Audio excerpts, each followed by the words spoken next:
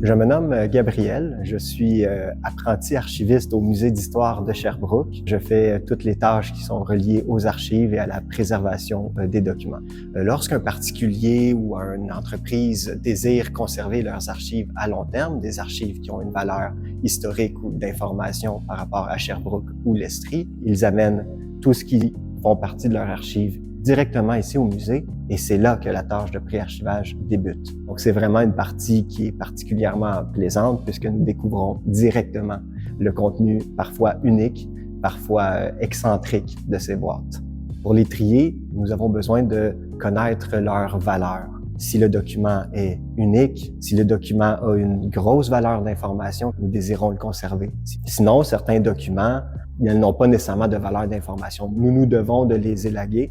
La majorité de mon élagage, ce sont des doubles. Donc, à chaque fois, c'est une surprise. Quel document je vais trouver, quelle nouveauté je vais trouver, quelle information je vais pouvoir acquérir parce que j'apprends beaucoup lorsque j'ouvre un fonds d'archives. Ce qui est agréable, c'est que j'ai toujours quelqu'un qui va revérifier mon travail. La partie la plus compliquée, c'est d'associer temps, efficacité à résultats concrets.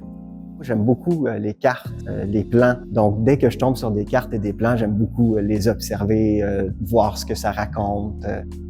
Les vieux livres, c'est tout le temps fascinant. Il y a quelque chose dans le papier, il y a quelque chose dans l'écriture, beaucoup d'informations qui viennent d'un temps qui n'est pas le nôtre. Je trouve ça très fascinant. Sherbrooke, c'est vraiment une ville unique dont j'adore apprendre l'histoire.